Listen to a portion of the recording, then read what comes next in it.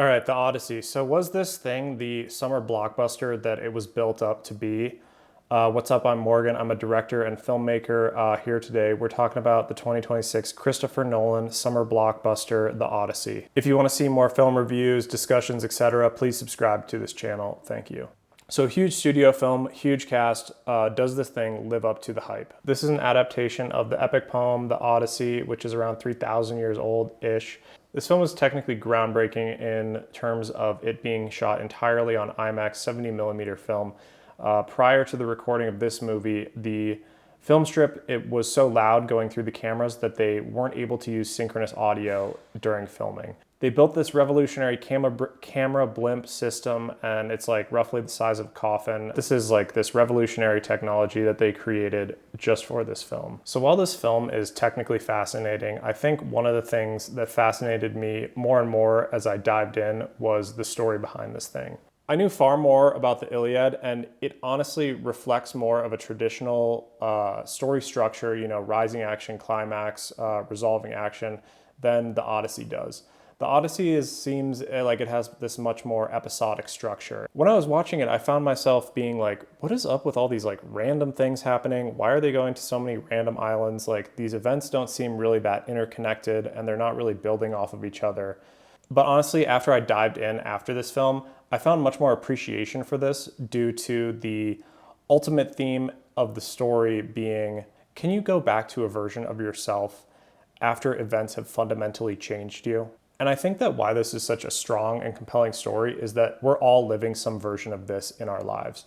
You're a child, you have this idealized version of what your life is going to be, and then you go through a series of trials and tribulations.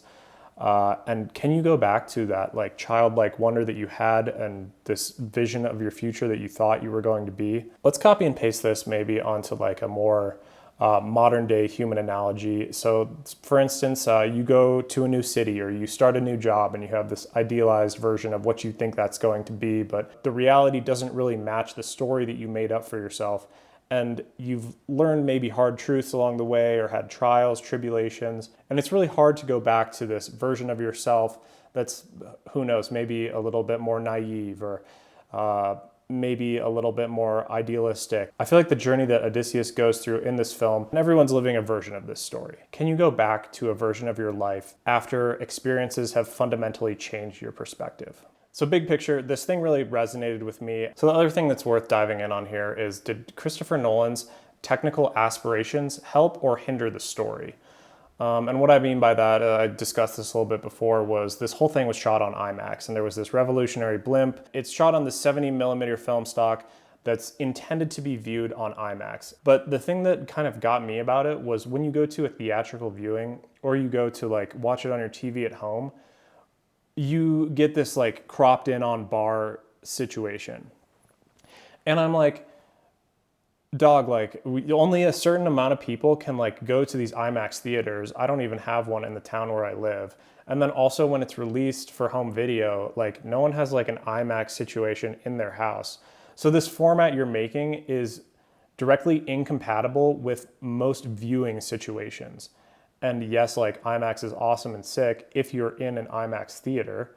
Also, another thing I noticed with this film, and this might just be my cinematographer brain picking it apart, but it was so many shots were out of focus, or just like the focus puller like missed a number of moments.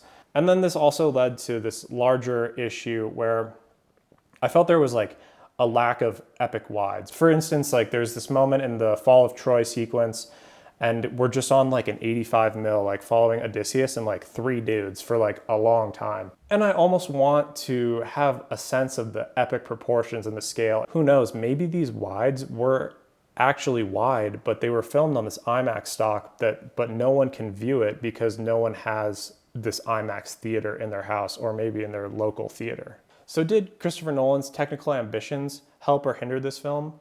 And the flex of shooting everything on IMAX, I mean, what does that do for me and what does that do for the average viewer?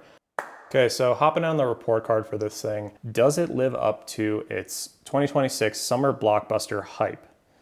Let's see. So with the story, I'm landing in an A for this thing. I feel like this story across generations and across time, I feel like is a very relatable story to the human experience. Solid A. The cinematography with this thing, it's interesting because I feel like a lot of film nerds will just like point to IMAX as this prestige factor where it's honestly hindering the experience for me, as I discussed before. So this is like a B minus situation. So with the characters and the performance, I think I'm landing at about a B minus, C plus for this. It's interesting because there were so many good performances. I thought Matt Damon and Rob Pattinson did a really good job. At the same time though, it's interesting having this adaptation from an epic poem or a book and bringing it onto the screen. And it almost doesn't exactly copy and paste between these two mediums. I guess let me explain that a little bit. A lot of the dialogue, and it would explain the gods or explain this or explain that. And a lot of the conversations between characters, etc., had to be these narrative plot driving points instead of two humans talking to each other, which is much more immersive to me and I feel leads to better performances.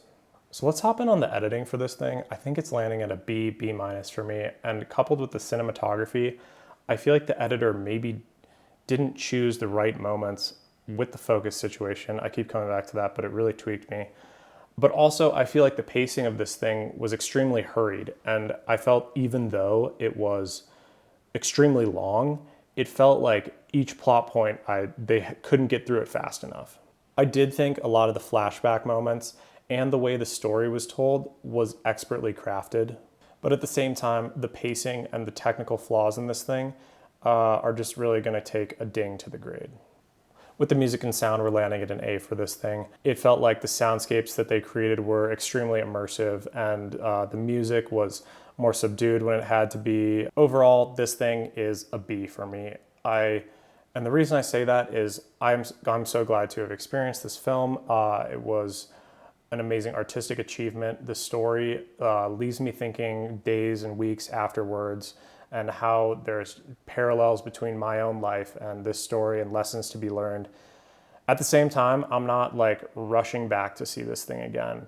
It's kind of long, but simultaneously like too fast paced, and it's not a film that I'm gonna keep revisiting over and over again, like the original Star Wars series, or I don't know, it's like a shelf below that. So we're landing at a B. Let me know what you think of this thing. Thanks for checking this out. We'll see you in the next one.